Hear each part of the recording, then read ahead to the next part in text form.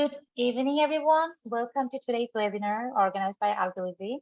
I'm Tasnava Chaudhary, webinar coordinator. With my colleague Dean, you already met the communication manager here. Before we start our webinar, I will talk briefly about Algorithm. We are a community for immigrants by immigrants. With our extensive network and job tracking approach, we mentor our students through the challenging process of landing their first job within a short time span. Not only that, our lawyers help the students find solutions to their immigration problems. Nowadays, we all know recruiters have changed the way they source for and settle for suitable candidates. We want to ensure that our students are ahead of this trend. Considering that in mind, we are trying to bring the best people from their field to help our students to get prepared. Hence, our topic for today is the hidden power of small talk. As we all know, interview small talk can build rapport with when done correctly.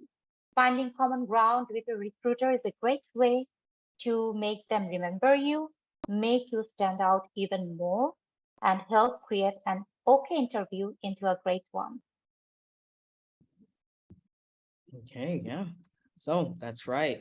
So I'm going to be introducing our speakers. So welcome, Kevin Corrigan, founder of Omni English. So just a little bit more about him is that Kevin is a professional English, career, and cultural coach in both the academic and business worlds.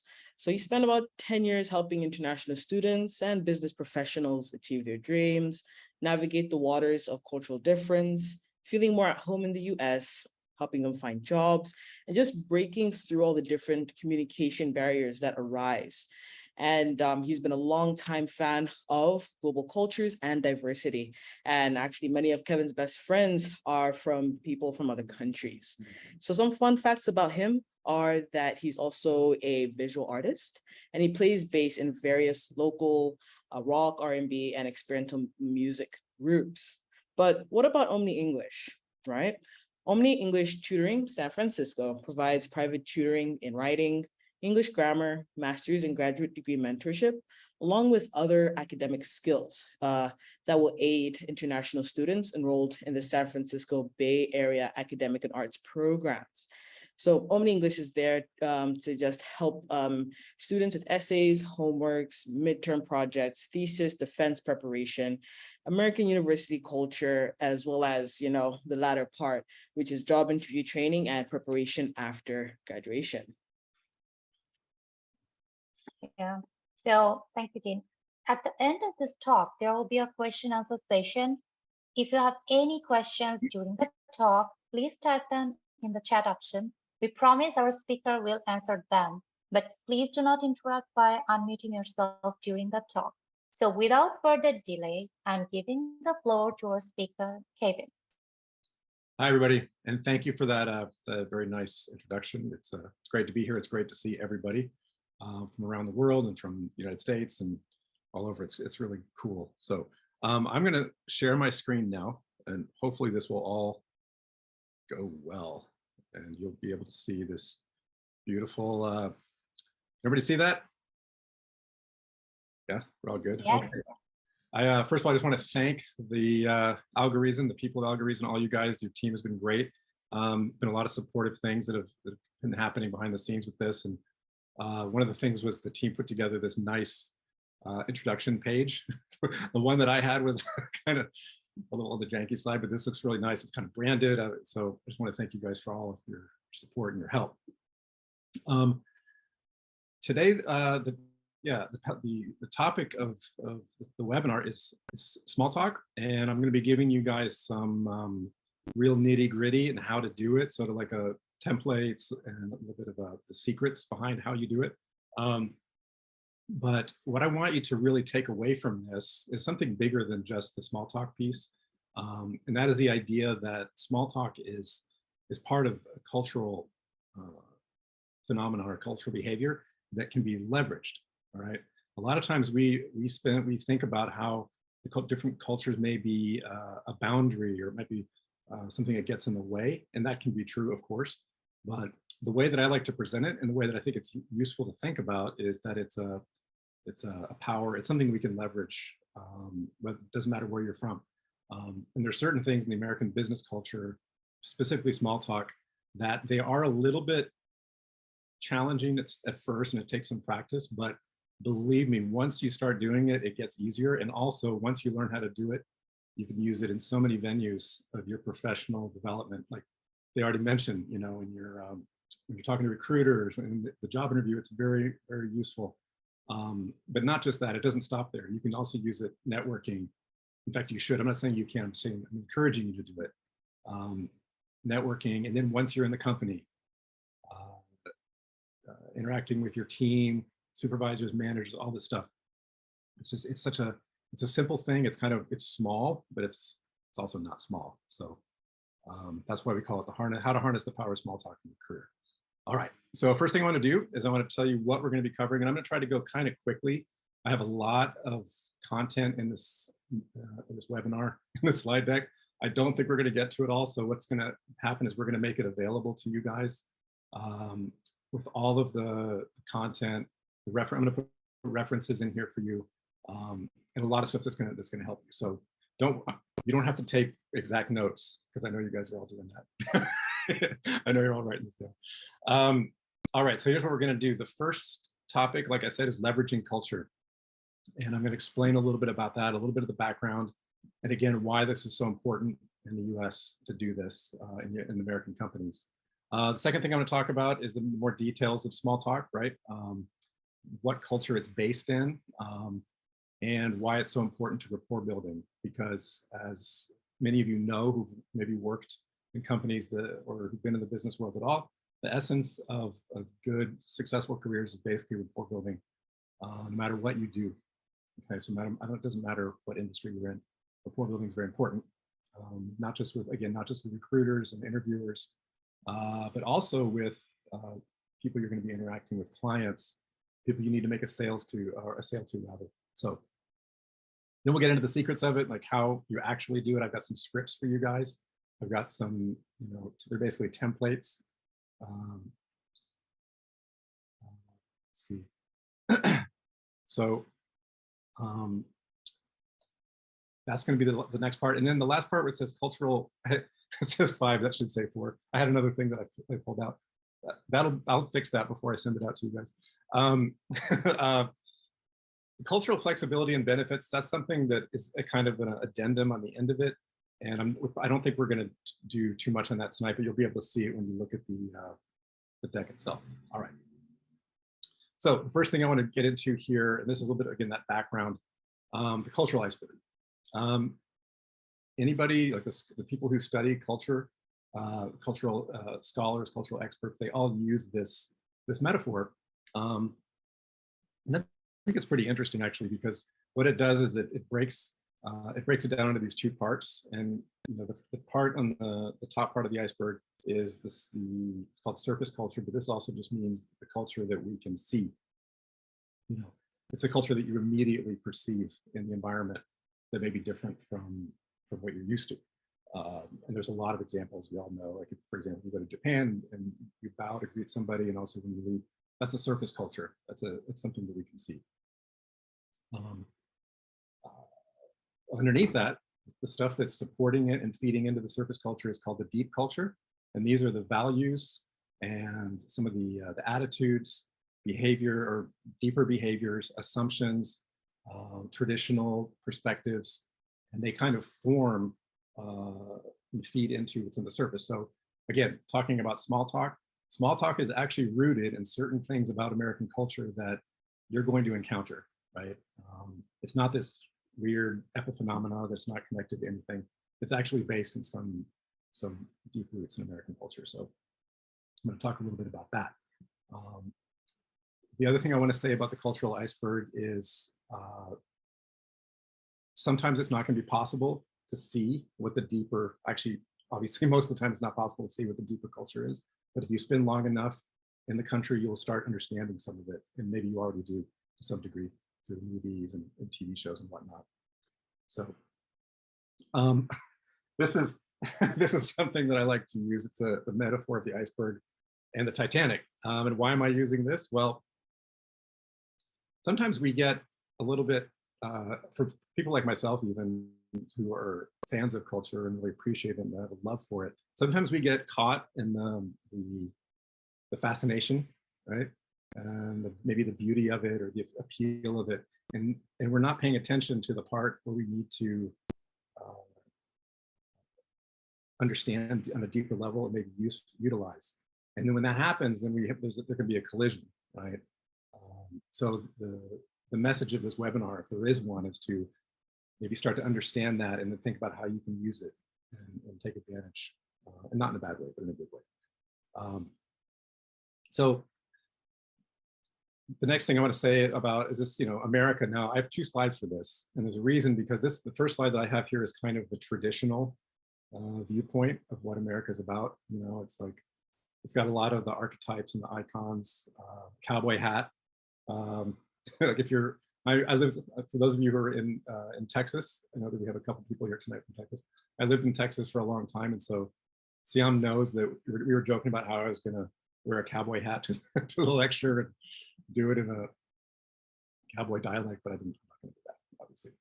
But anyway, the point I want to make here is that really, and everybody's aware of this, but we have this sort of traditional layer of what sort of the old school America is, and now we have this on top of that, or mixed in with that, we have a lot of international people here. So when I talk about traditional American culture, I'm not saying it's the only culture. I'm just saying, or when I talk about the small talk and these things, I understand there's also a very complex, multi-layered, multicultural phenomenon going on here.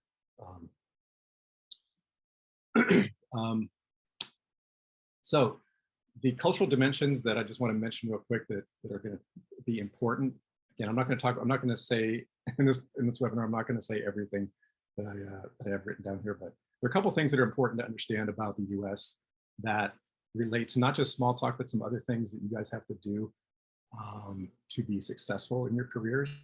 And the first one, as everybody knows, is that the US is a very individualistic kind of culture, an individualistic kind of place. The orientation is not on a group, it's on me. It's all me, and everybody's kind of aware of this. It's a well-known thing, but what we don't think about too much is, okay, what does that mean for maybe my job search? What does that mean for the way that I talk about personal branding, or the way I talk about my achievements, right? So these are things that come into play and maybe some of you already experienced this. I'm going to be asking you guys a little bit later to tell me a little bit about what you've experienced, but this individualist idea is something that, especially if you come from Asia, this is something that can be sometimes challenging. So it's an important thing to understand. On one level, it's a kind of game that you can play, or that you have to play, I guess, when you're doing personal branding, and but it can be uncomfortable because you have to brag a little bit. You have to talk yourself up a little bit, okay? Now that's not directly related to small talk, but I'm just putting this out here so you have this kind of comprehensive view of the cultures or the US culture that scholars and academics have pointed out. Now, I can spend a lot of time on this. I'm not going to. The second one is this non-hierarchical. And partly what this means in terms of small talk is you can talk to anybody pretty much here. You can talk to somebody who's higher up. You can talk to somebody who's the same level as you. It depends on the company. I got to say that, because company culture can vary, but that's another thing that you should keep in mind. All right. And I'm just going to leave that here for now. You can use it as a reference later. We can talk about it. Another thing about the U.S. that's, in addition to the individualism and non-hierarchical, is what they call, it's a difference between coconut culture and peach culture. Now, what does this mean? You can look over on the left and you can see this kind of grumpy looking coconut. And on the right, you have the peach. Does anybody know the difference between the peach and the coconut culture? Have you heard of this before? Anybody know this one? Okay. The coconut culture, I've heard, and I think this is actually correct. Russia is an example of a coconut culture. The US is peach culture.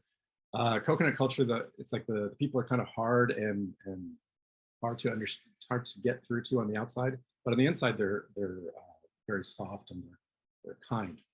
So their social exterior is very hard and maybe grumpy, you know, but internally they're very warm. So it's hard to get to know them at first, but then as you know the person a longer time, it can become very close. Peach culture, on the other hand, it seems very friendly and soft on the outside, but when you get to the inside, it's harder to get to know this person. And sometimes people who have made friends in the US, they've experienced this, right? So the US is a peach culture. Now, the reason I'm bringing this up is peach culture characteristics, and this is where the small talk really comes in, okay? Peach culture characteristics: friendly to strangers. And you'll notice that Americans are very friendly to strangers, talking on the bus to each other, talking to people we don't know, like we're friends, act like friends with people they don't know. We may enjoy chatting about topics that other cultures consider personal. It comes as a surprise to some of my students what Americans will talk about to somebody they don't know. Like sitting on a bus and talking about your cousin's best friend's wedding, you know, to somebody you've never met before. Now, another very common characteristic of the peach culture is number 4, the small talk, right? It's something that is just very common in any culture that has this kind of characteristic. So there you go. That's with the background. I'm also going to give you guys this quote from this old folksy philosopher guy. I see there's some questions in the chat people have. Actually, Ganesh replied to your question. What is the okay. coconut and peach culture? Sorry, better late than never. Thank you, Ganesh. Yeah, coconut is hard and rough and peach is nice and soft. Yeah, exactly. Or it seems that way, right? It seems that way because the coconuts are actually very, very warm people. You get to know them. I can tell you that from experience. All right, this is a very famous saying in the US: a stranger is just a friend I haven't met yet. So that's our attitude. And then again, I'm going to skip through some of this. When in Rome, do as Romans do. I just want to interrupt. It was so well described. I didn't know those terminology, the coconut culture and peach culture. Wow. Yeah, thank you. Yeah, sure. Yeah.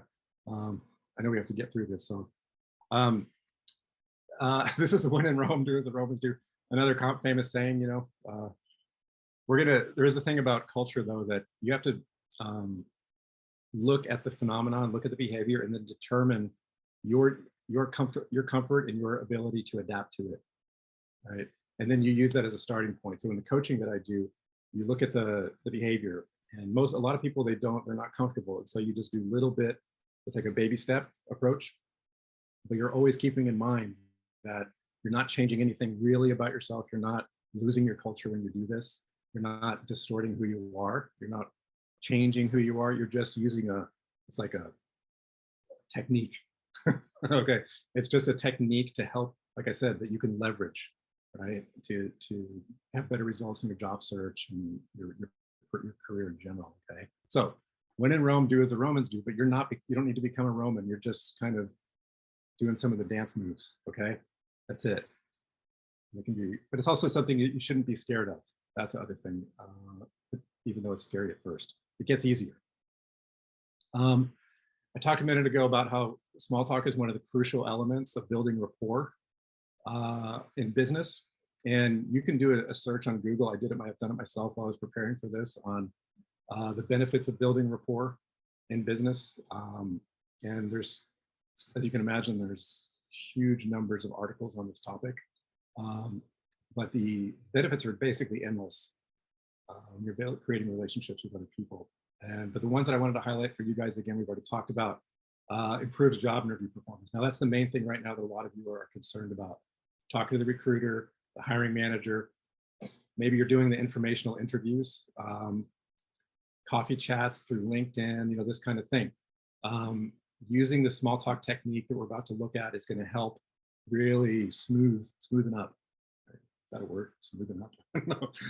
It makes it smoother, you know, some of these conversations that you're going to have, because networking is such an important part of the culture here as well. as you know.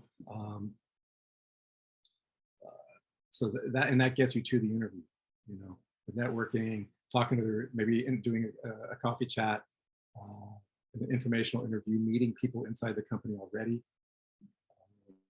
And that's another, like for some people, I work with a lot of students from Asia. That is also hard cultural, kind of a cultural obstacle. It's the networking. It's because it's really different here. You can just reach out to somebody you don't know. But I have templates for that too. So, so the top three are the ones that I picked out for you guys because this is the most immediate concern for you and the algorithm students is improving job interview performance. And like I said, the networking.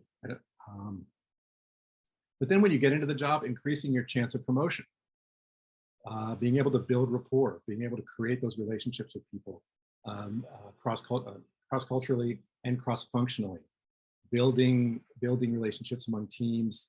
They may be, you know, on a different division from you or whatever, but still creating rapport can have lots of benefits. And then the networking thing, create a deeper network over the long term. Okay, so you'll see more things there. I'm going to give you guys some all the resources and links and stuff on this stuff. So here we have an image of a couple of animals that are completely different from each other, but you would think they wouldn't have anything in common really, but turns out these two, this cheetah and this golden retriever, I guess, became best friends. In my imagination, it was because that they were able to build some rapport and empathy together, and then they saw what they had in common, right?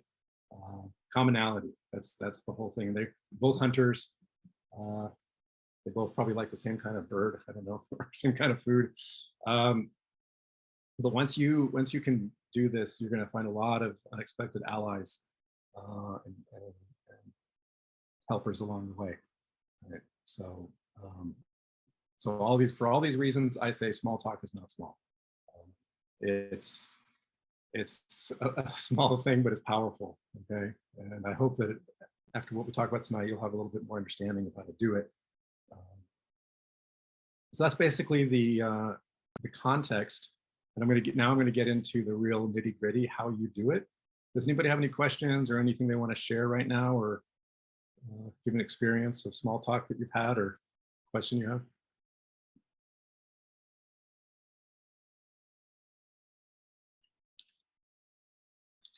Nope. All right, we'll carry on then. Let's see. All right, well, the first thing I want to do here is kind of give you the breakdown. What this means is the elements that often come into small talk. These are like the ingredients of it. Like if small talk is a soup, these are the ingredients for the small talk soup. Okay, and there's going to be there are 4 or 5 of them. They're always going to be the same, but there are some that you can tweak a little bit depending on the situation.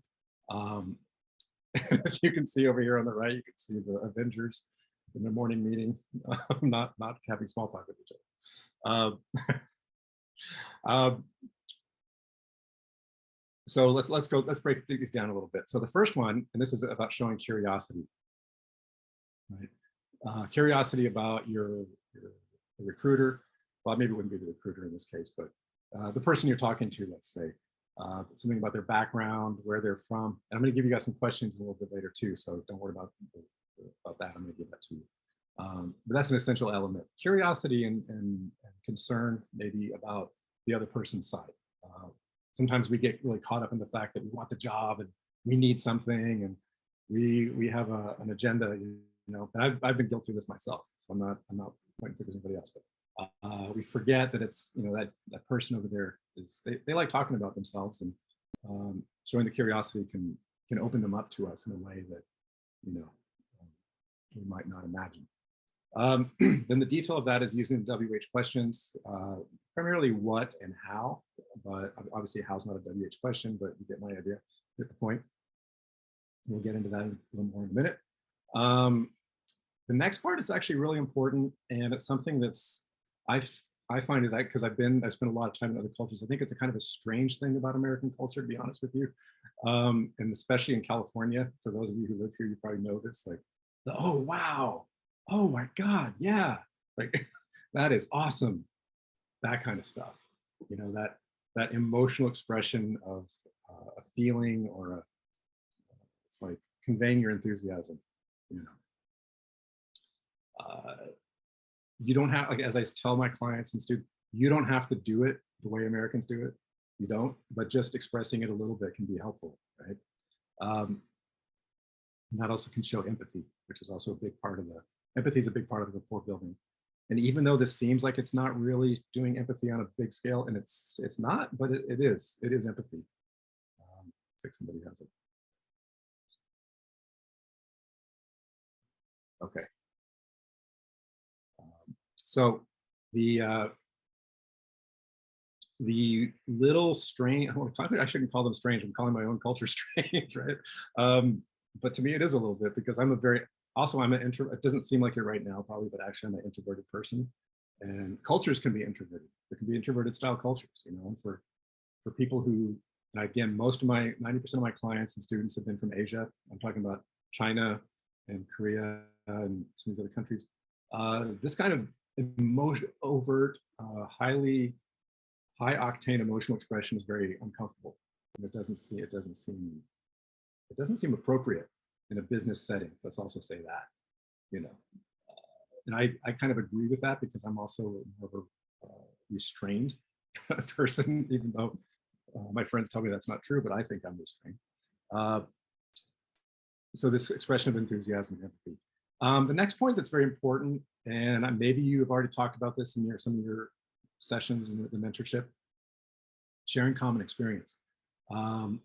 Finding common experience, like before you go into the interview, looking on the social media, the LinkedIn of the person you're going to be interviewing with, finding, you know, something that either you have in common or you're finding that you think is interesting or that you think is inspiring, you know, and bringing that up in the conversation can create a really strong emotional bond, you know.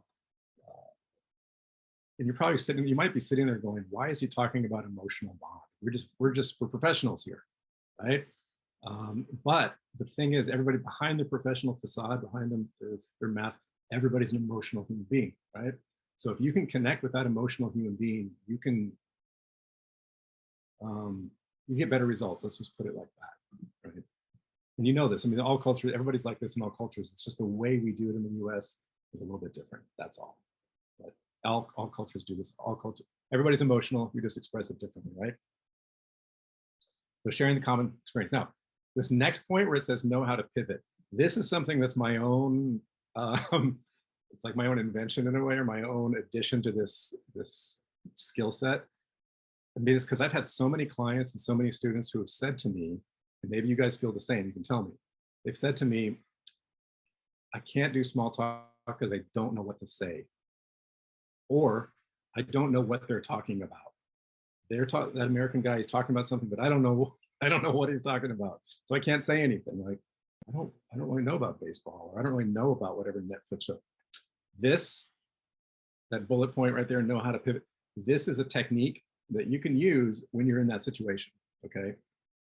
It's a secret weapon. It's like, you can use this in that moment and you'll always have something to say. You'll always have something you can contribute, right? So pivoting, I call it pivoting because it's based on when Obama said that he was going to pivot from, I think he said from Middle East to Asia or something like that. And that word became this big word in the vernacular. So we're all going to pivot. Again, next point is very important, and you're going to probably be asking yourself, why does he say this? Assume common ground. It's kind of like assume positive intent, which you may have heard about. Assume common ground, and this is why I say this, because again, I've been doing this kind of work for about 15 years now. I've had so many students say to me, I can't talk to Americans because we don't have the same culture. We don't have anything in common, really. They're so different. Maybe I can talk, like if they're from Japan, maybe they feel like they can talk to somebody from Korea, but they can't talk to Americans and they can't talk to Europeans, right? Now, there's a spectrum of people. Some people really strongly feel that way. Some people are kind of in the middle, and some people are totally open and they can feel like they can talk to anybody. However, there is often, I found in my work, in my experience, that there's an assumption that there's not a common ground. So there is, okay? There is common ground. There's food, there's emotional experience, there's travel, there's all sorts of things that are common. So try to, I don't know if you or have this thought in your head, but please try not to have that. Now, this next point, and I'm going to emphasize this, you guys have already talked about this, I'm sure, in your sessions, but this has to do specifically with the job interview in any kind of hiring manager, informational interview, coffee chat you do the research on them. Okay? Do the research on the company, be really thorough. Now that's a whole nother webinar, but so important. Practice makes perfect. Start out small. Practice with your friend, practice with somebody you already know, do it little by little. After a while, it's just going to become maybe not second nature, but it's going to be third nature. Okay, it's going to be third nature, and you're going to be able to turn that switch on. Practice. Now, if you don't practice, it's not going to work. Okay, you have to practice this. It's like playing music. If you any of you are musicians, or doing sports, like imagine learning all of the skills and the techniques for football or soccer, as we call it here in the U.S., but not playing a game. You have to go play. You have to go out there and practice it little by little bit. When you have the templates, I think you'll feel more confident. And also understand, like everything else, nervousness is normal. The other person is probably also nervous. So once we understand that, we can get along. All right. Now, before I get to the top, I know this is a huge wall of text. I apologize. But the reason I did this is because I want you guys to understand there are a lot of things that you can talk about in small talk. A lot. So you're going to have this. So I want you guys to download this because you're going to have this for your reference. But these are all things. These are all topics. Not all of them are going to apply to the job interview, but I have the job interview topics here in a second. But these are all, what's the word for it? Acceptable and encouraged, especially with your coworkers. People on teams that maybe they come from they come from the US, you're not comfortable talking. Just sit down sometime and try to chat with something about this. You'll get a good response, believe me. Sorry to interrupt, but I can see that there's a message from Mahabubur. Yeah. He actually shared his experience. Oh yeah. Would you like to share it? Would you like to just talk about it? Yeah, it is. Do you want to talk about it, Mahabubur? You can. Yeah, sure.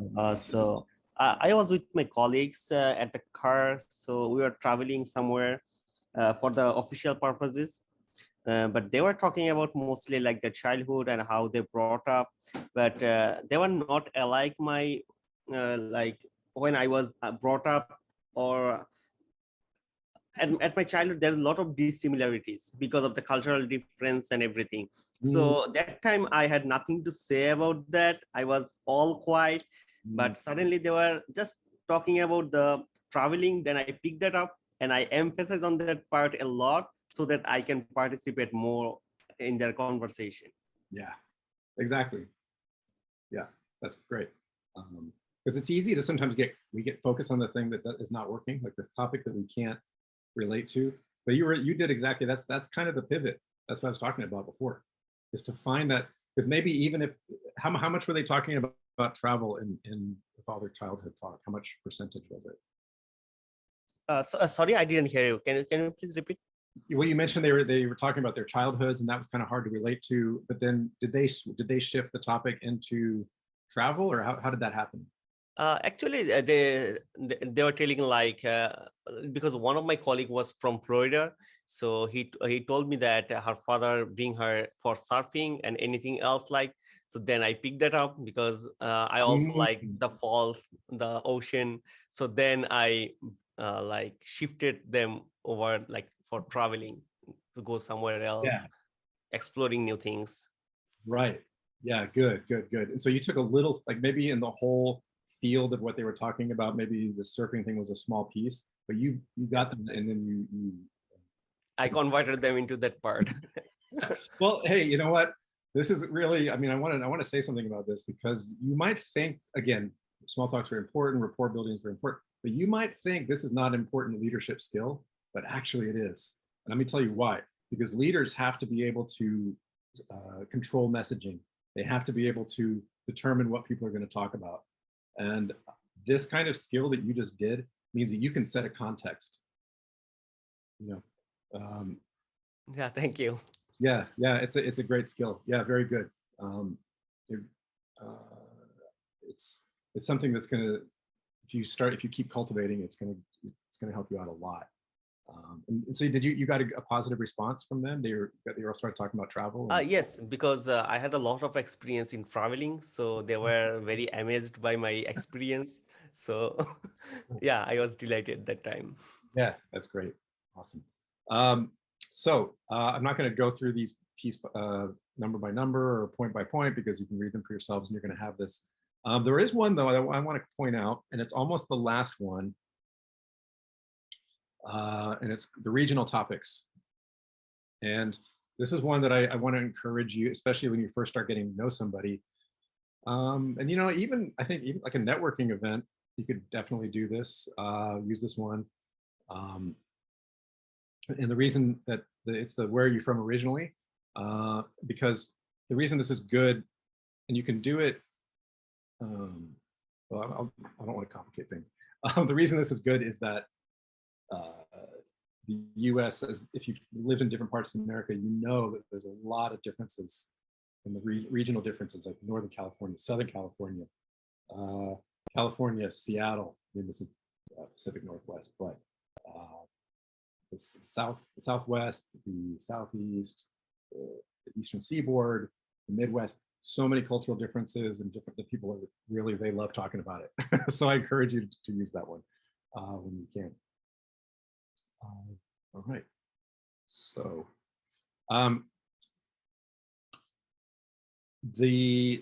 now I have the topics for job interviews, and again, you can use this for your reference. They're not as many, but these will all work in a job interview situation. Maybe you guys have some more that you could suggest. One thing that's worked well for me in job interviews is that at the beginning, not the beginning, sorry, but the second to the last one, it says something from their LinkedIn or their social media. And the way I do it is I will say, oh, before we get started, I just wanted to say that I saw this really interesting post that you made on your LinkedIn about, in my case, it might have been like about education or about international studies. And that was really inspiring to me. And I just wanted to say I really liked that. So you could do something that sort. And then a commonality, again, I mentioned this earlier about the common point. Now, alma mater might be a little bit, well, it could be same university. It could be even from like if both of you went to the California school system, that could work, or the SUNY system in New York. That's something you can use. A previous internship. And then, again, you can use something that's not even business related. You could, if you find out that from their social media that they're a basketball fan or something, that's something that you can bring up. If they're a Lakers fan, or if they're go Warriors, Warriors fan, that's the local team. You can bring it up, and it creates an immediate resonance and connection with that person. So don't be afraid to do that. I can tell you a quick story on one of these that this friend of mine, he's actually more of a business acquaintance, but he found out that the hiring manager who he was going to be interviewing with was a big Star Wars fan, because he looked at the guy's, I think his Instagram or his TikTok or something.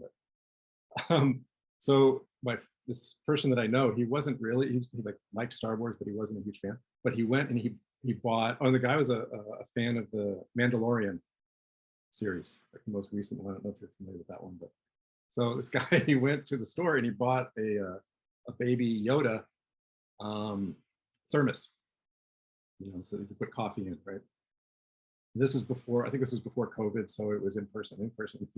So he got into the interview and he sat down on the chair. He reached in his bag and he pulled out the Yoda thermos and he put it on the desk. The guy was like, "Wow, are you a Star Wars fan?" And then they talked for 10 minutes about Star Wars and the Mandalorian, and he went on to the next interview on that one. Now, of course, he has You got your technical skills have to be good. Your behavioral questions have to be good. I'm not saying this is a replacement for anything. You know, you've got to have all your stuff together. But I'm just saying. Now this is small talk topics for networking events, company parties, kind of thing. And in this case, again, this is back in the days when we were meeting in person. But if you look at number 2 there, the second bullet point, the space where the event is being held. Hey, this is a cool venue. You know, yeah, I haven't been here before. What do you think of it? You know, that kind of thing. You can talk about the neighborhood. You know, what do you think of this neighborhood? Like in the city I live in, the neighborhoods are very different from each other, so that's always a big conversation topic, right? So, and again, you're going to have all of this for your reference. So, and the last thing I'm going to do here is give you the scripts, but I just want to leave you with this message. And this is something that students often, and even I've gotten some insights from some people at Algorithm about this, that students have a hard time starting and continuing the conversation. Right? And I've heard this myself from my own students, like, oh, I don't know how to start it, I don't know how to continue it, you know. But this is going to help. Now, I have some examples of small talk that didn't work out so well, but we're going to skip those for now because we're running out of time. What I'm going to do is take 3 is the good one, all right? And we're going to get into the template here in a second, but I just want to read this to you out loud. And there's something I'm going to, I mentioned the pivot earlier, right? The pivot is when you kind of change a subject, like about the travel that we just heard about. And I'm going to give you an example of a pivot in this script here. All right. So very common situation here. First person says, "Hey, how's it going?"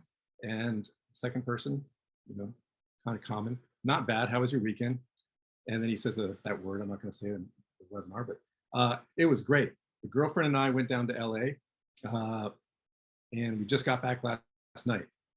The guy says, "Wow, that sounds fun. Any highlights?" So instead of just, first he says, "Wow," so you got that emotional, that sounds fun, and like that emotional kind of enthusiasm. And then you're going for the follow-up question, any highlights, right? Yeah, man, too many. The beaches, the nightclubs, the homeless. We had some food in Koreatown. This is Los Angeles we're talking about, so this is like accurate. We had some incredible food in Koreatown, including this lamb restaurant that was delicious. It was like kebab style. You have to go if you ever go to LA. Let me see.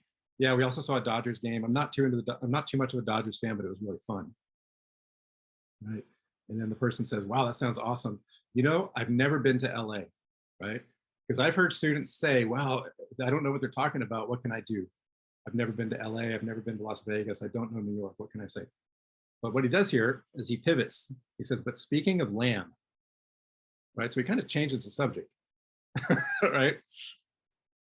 What Mabubur did, it's the same thing. He did it intuitively and he did it very correctly, you know, and effectively. It's the same thing. He just picked up this guy just picked up one detail, lamb, right? Wasn't even the main point. And then he made the main point out of it. I've never been to LA, but speaking of lamb, this weekend my buddy and I tried this new kebab restaurant in Oakland. You got to try it sometime, right? Now, he could have picked anything. He could have said, you know, I've never been to LA, but speaking of nightclubs, or I've never been to LA, but speaking of beaches, Korea, baseball, there's all kinds of little topics in there you could pivot to. So that's kind of the one you want to go for. So this is like more of the checklist, and kind of things that you want to have. Of course, the friendly greeting. I said nice tie, but that doesn't make sense because people don't wear ties anymore. But I just put that in there. It's kind of just a joke. Maybe not a funny one, but it's a joke. All right. Curious question. How's it going? How's your weekend? Any highlights, et cetera, et cetera. You guys know this.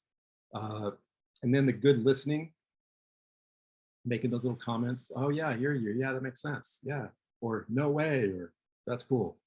And then the emotional response. Now, sometimes I do these sessions with students. They say, well, I was having this small talk with a guy and his car got stolen. I said, how was your weekend? And he said, oh, it was terrible. My car got stolen. And he was like, what do I say to that? You know, like, how do I express? So again, if it's positive news, you could say, well, that's great. And if it's not so good, then sorry to hear that. That's a bummer. Oh, sorry to hear that, right? So yeah, this is how you can handle that one. And then the follow-up question, what was the highlight? We already said that. That's a good one to use. Now, if it's if it's a bad news, then you could say, how did you deal with it? You know, or how did that turn out, or or what happened, or something like that. And I apologize if these are very obvious, but I just wanted to give you guys a template. And then the other component, I was talking about the ingredients in the soup, sharing your experience, right? When you look at this template here, you're going to notice that it's a dynamic of questions and sharing. It's the same thing in every culture, I think, but in the US, it's just the way it's done a little bit differently. So you share, you can ask that question, but don't go to get into a situation where you're just asking question after question after question after question. It starts feeling like a one-way street, right? It starts feeling like a monologue or an interrogation or something. So share something from yourself, you know, and be sincere, be authentic, be who you are. Use a little humor, you know, show your personality, because we all have personalities, and we all do. So feel free to do that. Let me check this chat. Yeah, exactly. Mahuba board did the pivot. We get it. But that's also about personality type. I think some of these things, for if you're a little bit more extroverted, just some of it, because America is an extroverted culture. You know, as I was talking about before, we have introverted type cultures and extrovert. Now, among people and among individuals, there's a spectrum, but also I'm talking about I'm making generalizations here. America is an extroverted kind of place. And that's just what it is. So if you have that personality type, some of these things are easier. But these techniques I'm talking about are going to work even if you're kind of introverted. Although if you are introverted, you may have to practice more and just understand that it's going to take a little more time. And you're probably also going to have to force yourself to do it. Try to think of situation. I mean, this is the best way, actually. Don't wait for opportunities. Create opportunities to do it. Set up that coffee chat. Start practicing. And then the sooner you get comfortable with it, the better, and the sooner you can start leveraging it and seeing some real benefits in your business, your career. So let's see. Yeah, so this is a little bit more on the pivot. I just made a joke slide about some crazy person who says, they're talking about Italian culture, right? He goes, speaking of Italian culture, I like to eat my spaghetti with my hands. But of course, that's crazy. I will say, though, I did see somebody doing that. The reason I didn't even mention this is I saw somebody doing that in an Italian restaurant it was on Christmas Day or something. They were actually eating, it was an adult who was eating spaghetti with his hands. I was stunned. I've never seen that. The value of the pivot, and Mabubur already probably understood this intuitively, and I hope we can all understand that this continues the conversation, right? Like if you're worried about how you're going to continue, you've got nothing to say, you can use the pivot, right? You can just pick one thing that they mentioned. Oh yeah, speaking of cats, or speaking of water, you know, it doesn't matter what it is, you can use it and pivot to a new topic, all right? There are other values. It shows that you were listening. One of the problems with the culture that we have here, and this is not true, I mean, again, I'm more familiar with Asia, East Asia. For example, in Japan and in Korea also, if somebody says something, you don't have to go, oh yeah, you know, you don't have to say, oh right. It's much more subtle than that. It's much more of just a listening and holding the space and a little bit of maybe a head nod. But in the US, people will, let me put it like this. If you're in a meeting and there's a lot of Americans in there, and you just listen and you don't make some contribution, you don't speak up in some way, they may think that you're not, either you're not engaged or that you're not contributing or something's not right, you know. So I really, again, I encourage you, again, that's a meeting culture, that's a little bit of a different thing, but start practicing with the small talk, showing that you're listening, making your contribution. Practice it. And here's the thing, you practice it in the small talk situation when the stakes are low, it gets easier when you're in those meetings, right? Like this is like the practice space where you can start, and then you can start elevating into these bigger, and then you can hold a conference, then you can do meetings, then you can be a leader, you know. Start when the stakes are low, right? Because, you know, small talk, if it doesn't go well, it's no big deal, right? It's good if it does work, but if it's not perfect, it doesn't matter. It's just like, you can try again some other time. You can still share your experience. This one, the no awkward silence. I don't know. I would love to hear from you guys if your cultures have this idea about awkward silence, because some cultures don't. Some cultures, silence is fine. In the US, we have this idea of awkward silence. So people may feel uncomfortable if there's not talking going on. It's just how it is. So this is another thing to be aware of. And like I just said, starting to practice your small talk now will give you a chance to speak up. You take the opportunity. And then later, when you're in the company and you're in those meetings, you're going to feel it's going to be easier little by little. Okay. So I'm a big advocate of the baby steps. Okay. A big advocate of it, because it's been scientifically shown that our brain and our nervous system doesn't like huge tasks. We like kind of bite-sized tasks. So this is why I encourage all my clients and students to really just start working on this, because it does start, it's a foundation for other kinds of business communication that you're going to do in your career. Show your personality. I'm sure Ma Bubur, they got a sense of who he was, his personality, maybe his sense of humor, his enjoyment of life, his love of travel, and they connected to that. You know, the people in the car, I'm sure they connected with that, with him. And that also builds rapport, by the way, it builds trust. I understand, like I'm an introvert, so I have a hard time in these situations myself. But and then again, the magic phrase for the pivot is speaking of. You can always say, speaking of pizza, you know, speaking of lamps, whatever. Sorry to interrupt, Yeah. but we are almost out of time. We should go for the question and answer session. Very good. Yeah. And the rest of it is just kind of funny pictures and resources. So, and then more about culture. But yeah, it's a good place to stop, actually. Good.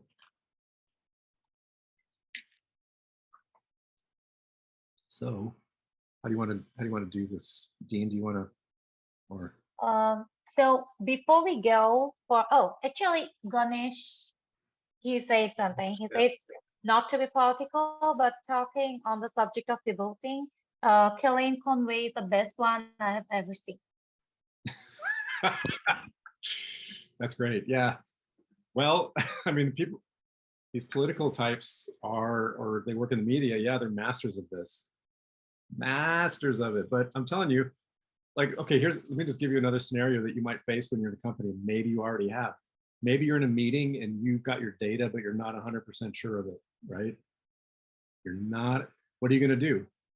Are you going to go, I'm not 100% sure, so maybe I shouldn't say anything? No, you can't do that. You have to say, well, it's directionally correct. I'm pretty sure, but I'm gonna have to check it again and go look at it. And then if it turns out you're completely wrong, you can tell them, but at least you're talking. So yeah, these people in the media and the government, they get this, they're masters. Okay, so before we go to the question and answer session and share our experiences, I would like to share a link to our post-webinar evaluation form. We'll highly appreciate if you take the survey. It won't take more than 5 minutes, I promise. And I'm sharing the link in the chat options. And after that, we'll go with the question answer session, and we'll share experiences. Okay, Should I have worn my cowboy hat? if you want to. No, I mean, should I have? No, Yeah. it wouldn't affect the surveys.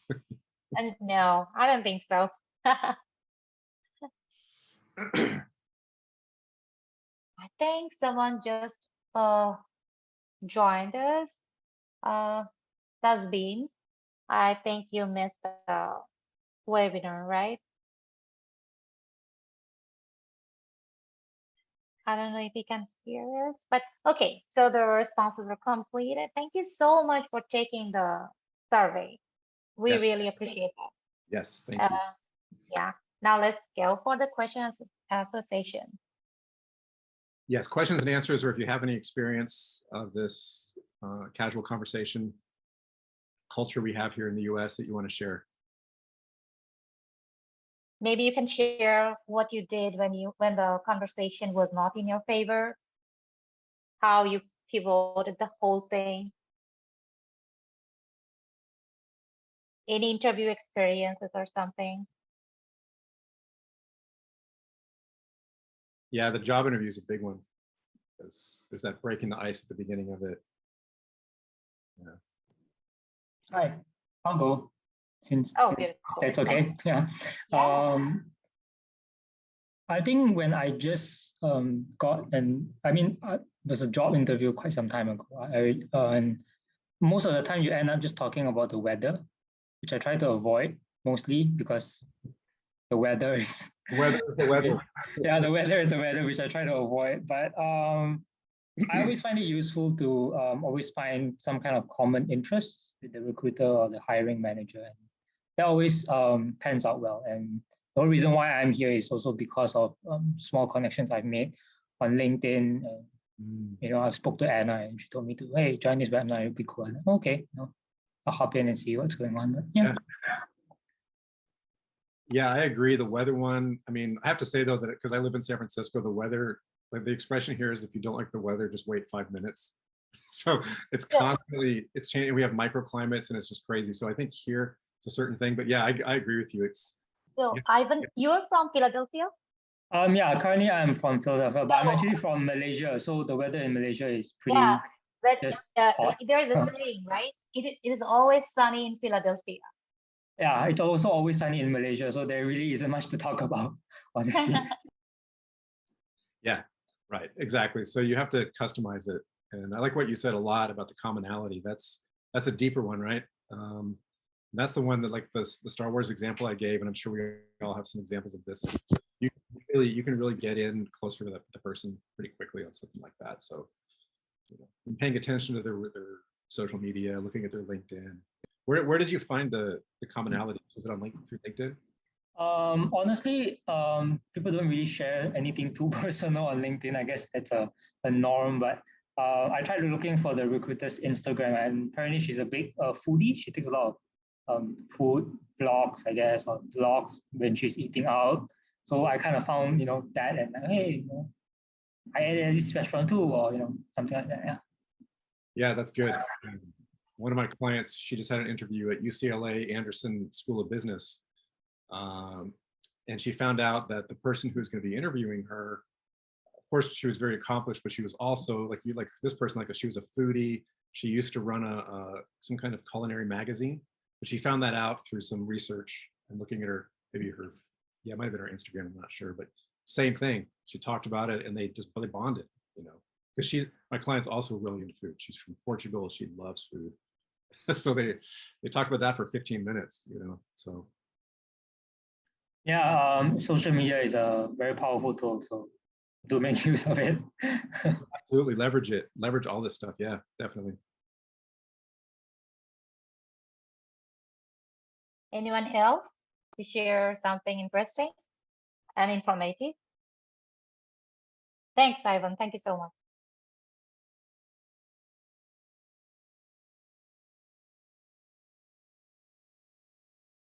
This is a platform you can start practicing a small talk.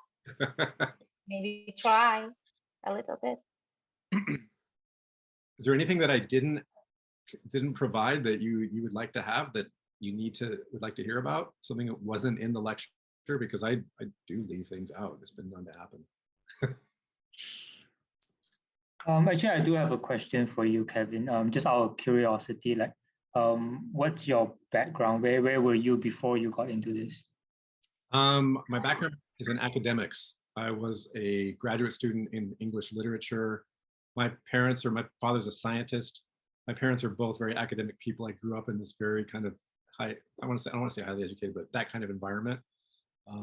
So a lot of reading, a lot of playing chess, New York Times kind of thing. You know what I mean? That like, classical music, like that kind of thing. But then, you know, so I had an opportunity and an interest in the academic realm, but there was something about it, I think, that wasn't. I'm also, like I said, I'm a musician also, and I also am very interested in culture. So I think the route that I took was kind of about that, you know. So wait, does that answer your question? I'm not sure. Yeah. Just out of curiosity, just wondering how you got into this space. Yeah, well, you know, actually, to be honest with you, when I was a grad student, once I decided that I didn't want to become a professional academic, when I made that decision, I wasn't sure what I wanted to do. So I started teaching ESL, you know, and I started really liking the people. Wow, the teaching the language, I mean, grammar is interesting, language is interesting, but the people, I really like the people. So I just kind of got into it. I was like, well, there's a whole world of people, you know. And then seeing, like I was telling Tasnuva and Dean earlier, seeing the obstacles that international people face here when they're as hard as you guys work, all of what goes into it. But then there's still things that you don't ever get taught, like cultural things that don't get taught in the universities, that don't get conveyed to you guys, that are very important. There's like this glass ceiling of certain things, and you know, so it became very interesting to me to help international people overcome those things, or give them that inside information, I guess. And also, you know, pronunciation, language, all that kind of stuff. You know, I mean, when it comes to, I like how you mentioned pronunciation and language. Like we do speak English in Malaysia, but we're more towards the British side of English.